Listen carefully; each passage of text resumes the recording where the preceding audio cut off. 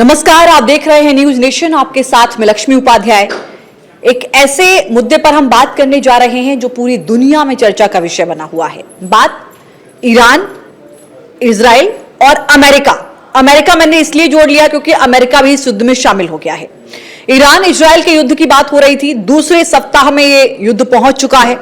लेकिन कल से जब से अमेरिका की एंट्री हुई है उसके बाद मिडिल ईस्ट के हालात बदलते जा रहे हैं। सवाल यह है कि अमेरिका के हमले के बाद अब क्या आगे संभावनाएं बन सकती हैं इस युद्ध में? क्या बाकी के देश भी इसमें इन्वॉल्व हो सकते हैं जो अमेरिका की सिर्फ निंदा करने के अलावा या अमेरिका के क्रोध का सामना करने से बचने के अलावा सीधे तौर पर ईरान के साथ आ सकते हैं? क्या ऐसा होगा? दूसरा सवाल यह भी है कि ईरान के पास सेल्फ डिफेंस में अब कौन कौन से विकल्प बचते हैं?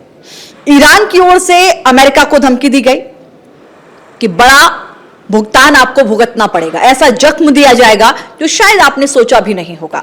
तो यह बताता है कि क्या ईरान अमेरिका पर भी हमले करने की तैयारी कर रहा है और क्या अमेरिका से उलझना ईरान के लिए इतना आसान होगा जितना बयानों में नजर आ रहा है। IRGC के प्रवक्ता की ओर से भी बयान दिया गया है जिसमें खुली चेतावनी अमेरिका को दी गई है। रूस की ओर से भी बयान आया है कि अमेरिका ने जो हमले किए वो ठीक नहीं थे। चीन ने कहा है कि अंतर्राष्ट्रीय कानून का उल्लंघन किया गया है अमेरिका की ओर से सीधे तौर पर ईरान पर हमला करके। अब ऐसे में सवाल ये कि ईरान के पास विकल्प क्या है? ईरान क्या कर सकता है? क्या जो ईरान के आसपास, जैसे कि मैं आपको बता दूं, कतर हो गया, बहरीन हो गया, कुवैत हो गया, UAE हो गया, इराक हो गया, सऊदी अरब हो गया, ये वो जगह हैं जहां पर अमेरिका के बेस हैं, सैन्य बेस हैं। तो क्या ईरान इनको टारगेट करेगा? और क्या इनको टारगेट करना इतना आसान होगा? और अगर ईरान इनको टारगेट करेगा तो क्या अमेरिका पलटवार नहीं करेगा? और अगर अमेरिका ने पलटवार किया तो क्या ईरान के लिए आने वाले वक्त में और ज्यादा मुश्किलें खड़ी हो जाएंगी? क्योंकि अमेरिका ने साफ तौर पर कहा है कि जो हमारा सीधा मकसद था कि जो न्यूक्लियर साइड है उसको खत्म करना, उसको तबाह करना, और हमने वो किया है तीनों जगहों पर, चाहे वो फोर्डो हो, चाहे नतांज हो, तीनों ही जगहों पर किया गया है, या चाहे वो इस्फहान हो, तीनों ही जगहों को टारगेट करते हुए सिर्फ परमाणु फैसिलिटी को ध्वस्त किया गया है। ये हमारा टारगेट था, हमने उसको अचीव कर लिया है। कई सालों पीछे ढकेल दिया है ईरान का परमाणु कार्यक्रम। लेकिन सवाल यह कि क्या यहां मामला खत्म हो जाएगा? अमेरिका कह रहा है कि अब शांति की वार्ता करनी चाहिए, ईरान को शांति के रास्ते पर आना चाहिए। लेकिन ईरान कह रहा है कि अमेरिका से वार्ता के सारे रास्ते बंद हो गए इस हमले के बाद। तो अब आगे क्या? सबसे बड़ा सवाल। अब सबकी निगाहें उन बेस पर हैं जो ईरान के नजदीक हैं और अमेरिका के हैं। क्या इन पर हमला करके कोई प्रतीकात्मक मैसेज देने की कोशिश करेगा ईरान? लेकिन यह भी समझना होगा कि जिन बेस को लेकर यह कहा जा रहा है, सैन्य बेस को लेकर कि ईरान इनको टारगेट कर सकता है, क्या वहां अमेरिका की कोई तैयारी नहीं है? वहां अमेरिका की तैयारी बहुत जबरदस्त है।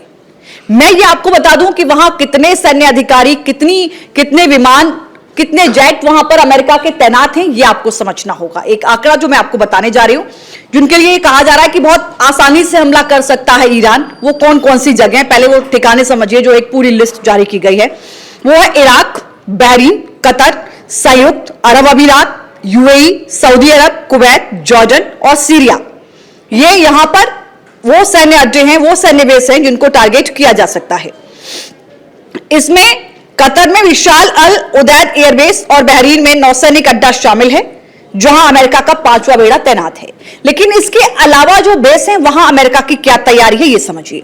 कतर में जो सैन्य बेस है अमेरिका का, वहां पर 10,000 जवान तैनात हैं और एक्टिव हैं। बहरीन में ईरान से कुछ ही दूरी पर है ये अमेरिका का बेस और यहां पर 9,000 जवान तैनात किए गए हैं अमेरिका की ओर से। कुवैत की अगर बात की जाए तो कुवैत पर हमला इतना आसान नहीं है क्योंकि यहां अमेरिका ने 5,000 US मरीन तैनात किए हुए हैं। तो जाहिर है कि यहां अगर ईरान सोचता भी है तो पलटवार तो होगा। इसके अलावा UAE में अमेरिका के F-22 जेट और 4,000 जवान मौजूद हैं यहां पर। इराक में अमेरिका के 3,000 से ज्यादा जवान तैनात हैं, अलर्ट मोड पर हैं। तो यहां भी आसान तो नहीं होगा ईरान के लिए हमला करना। सऊदी अरब में अमेरिका के 15,000 जवान ऐसे हैं जो यहां पर तैनात हैं और अलर्ट मोड पर हैं। ऐसे में ये वो बेस है जिनके लिए ये कहा जा रहा है कि ये बहुत ही नजदीक और बहुत ही आसान टारगेट ईरान के लिए हो सकते हैं, लेकिन अमेरिका की तैयारी यहां बहुत मुकम्मल है। ऐसे में ईरान के लिए इतना आसान नहीं होगा कि इन बेस को टारगेट कर दे। हालांकि आईआरजीसी की ओर से ये जरूर कहा गया था कि ये जो बेस है ये अमेरिका की ताकत नहीं है, ये उसकी कमजोरी है, जबकि अमेरिका इनकी ताकत मान के चलता है। अमेरिका का ये मानना है और ये कहा भी जा रहा था कि ये जितने भी बेस हैं ये पूरी तरीके से ईरान को घेरे हुए हैं और ये इजराइल के लिए एक बड़ी ताकत नजर आते हैं और ईरान के लिए ये बहुत बड़ी घातक नजर आते हैं, क्योंकि जब भी अमेरिका को ऐसा लगेगा कि नहीं उसको इजराइल के सपोर्ट में ईरान के खिलाफ कदम उठाना है तो यहां से ईरान को पूरा सपोर्ट अमेरिका दे सकता है। लेकिन उसने तो इनका एयरबेस का भी इस्तेमाल नहीं, सीधे तौर पर अमेरिका ने B-2 बॉम्बर का इस्तेमाल किया, बंकर ब्लस्टर बम का इस्तेमाल किया। 125 विमान, लड़ाकू विमान साथ गए थे जब ये हमला हुआ था और 7 B-2 बॉम्बर मौजूद थे जिनसे ये बंकर ब्लस्टर बम गिराए गए थे। आप अंदाजा लगा सकते हैं कि 14,000 किलो बम गिराना एक जगह पर, पूरी तरीके से तबाही निश्चित हो गई, ये ट्रंप का कहना है। दूसरा, इस्फहान में जो हमला हुआ उसको लेकर भी जानकारी सामने आई कि वहां पर जो है तबाही के निशान सामने आ रहे हैं। नतांज में भी नुकसान हुआ है न्यूक्लियर साइट को, ईरान की को, लेकिन सबसे सुरक्षित ठिकाना जो था ईरान का वो था फोर्डो, और यह माना जा रहा था कि फोर्डो तक पहुंच आसान नहीं है। 2009 में इस सीक्रेट जगह की जानकारी खुफिया एजेंसियों को लगी और मीडिया में रिपोर्ट सामने आई कि 2009 में यह फोर्डो ऐसी जगह है ईरान की जहां पर इस तरीके का पूरा प्लान चल रहा है और ये बहुत सीक्रेट जगह थी। 2009 से पहले शायद ही किसी को इसके बारे में जानकारी हो। तो वो सुरक्षित ठिकाना जिसको पूरी तरीके से तबाह करने का दावा अमेरिका की ओर से किया गया है। तो अब सवाल यही है कि आखिर ईरान के पास विकल्प क्या है? क्या ईरान वाकई ऐसा लगता है कि इन हालातों के बीच बातचीत की टेबल पर आएगा? संभव नहीं है, क्योंकि ईरान की ओर से जो बयान दिए जा रहे हैं वो तो इस ओर इशारा नहीं करते। दूसरा कि अगर वो अमेरिका पर हमला करता है तो जाहिर है कि अमेरिका चुप नहीं बैठेगा, पलटवार करना पड़ेगा अमेरिका को, और अमेरिका हमला करेगा तो क्या उसका मुकाबला करने में सक्षम होगा ईरान आने वाले वक्त में? यह बड़ा सवाल है। और अगर ईरान सक्षम नहीं है तो क्या ईरान के सपोर्ट में कोई बाकी के देश आ सकते हैं? क्या अरब देशों की भूमिका इसमें बदलेगी? 180 डिग्री क्या कुछ घुमाव देखने को मिलेगा उनके प्लान में? यह भी बड़ा सवाल है। क्या चीन और रूस आ सकते हैं समर्थन में? ऐसा लगता नहीं है।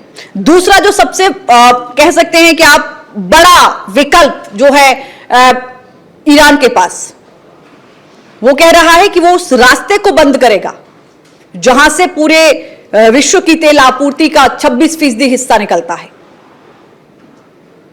तो ऐसे में सवाल यह है कि क्या इस विकल्प को लेकर भी कोई अमेरिका की ओर से विकल्प देखा जा सकता है युद्ध का या आगे और हमले का? चूंकि साफ तौर पर मना किया गया है अमेरिका की ओर से कि यह कदम नहीं उठाना चाहिए ईरान को। कल चीन से भी बात की थी अमेरिकी विदेश मंत्री ने, कहा था कि इसके लिए आप उनको समझाइए और रोकिए। तो क्या वो विकल्प हो सकते हैं जिन पर आगे बढ़ेगा ईरान? इस पर नजर रहेगी। पल पल मिडिल ईस्ट की तस्वीरें बदल रही हैं।